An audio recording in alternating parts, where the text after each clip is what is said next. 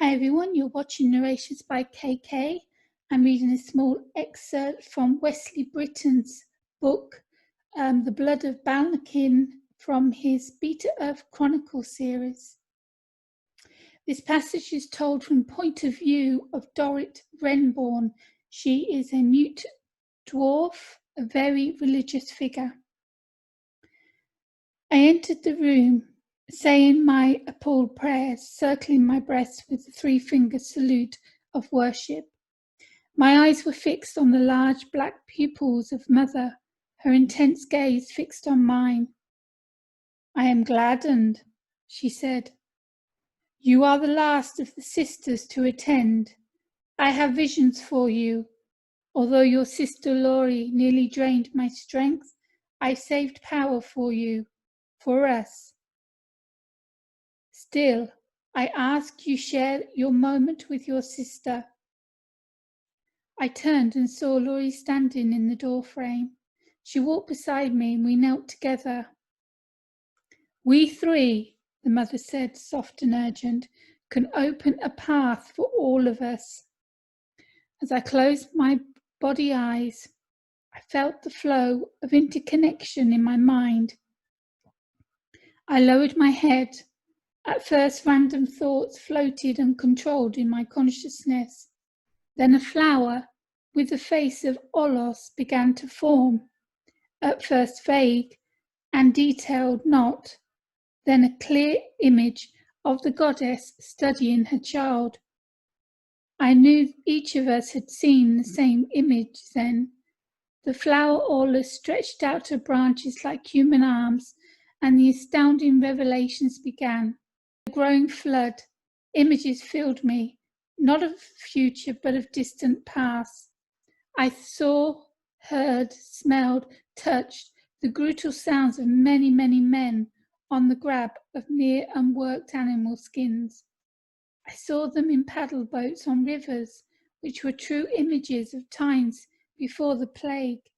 So many men, men stronger than women, men in seated circles around log fires, men and women roasting the meat of giant birds on the stone cooking platforms, men and women stuffing simple boots with dry grass as insulation in the cold of ice and snow. Then I felt the shaking of the ground and the wail of a wounded Olos.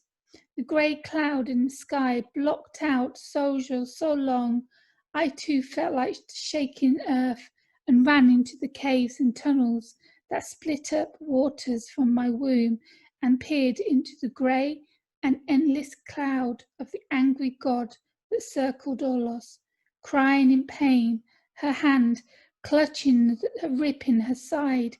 She gasped and choked and panted for her missing consort in the sky.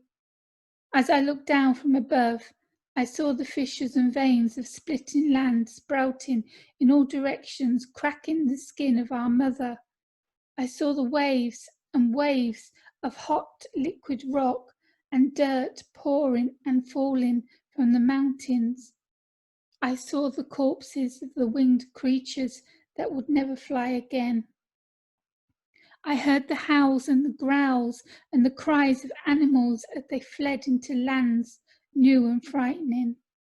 I saw water harden and humans walking across seas without need of ships and boats.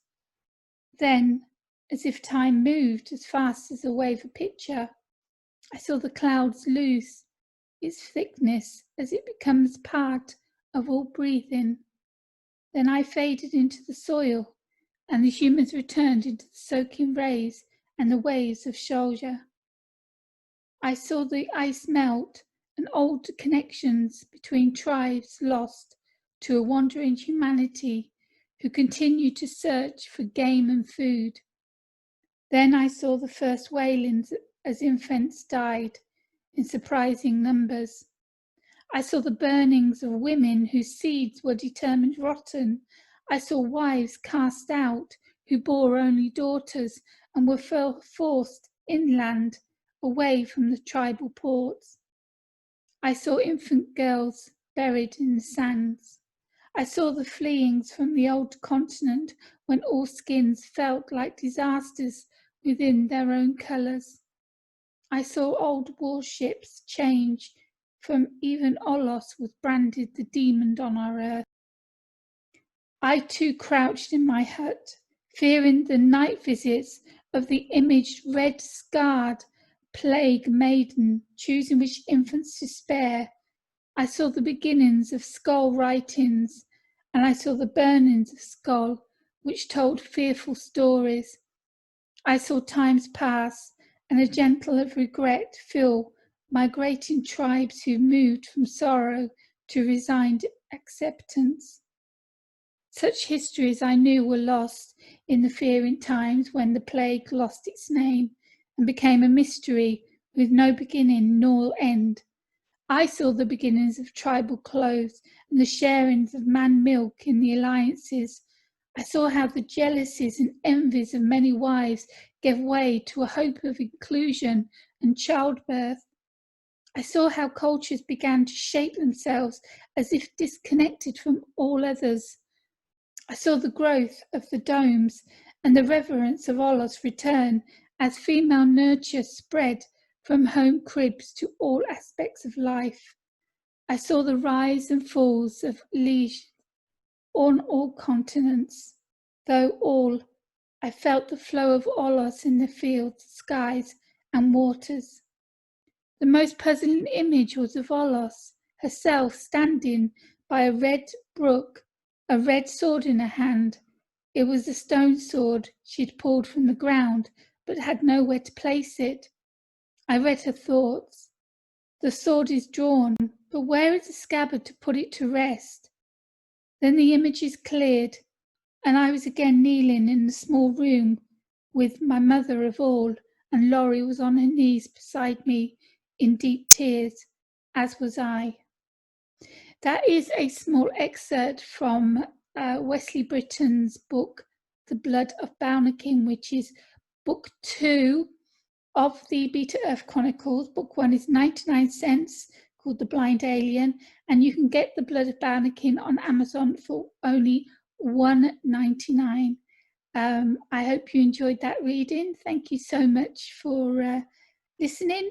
This is Narrations by KK. Bye for now.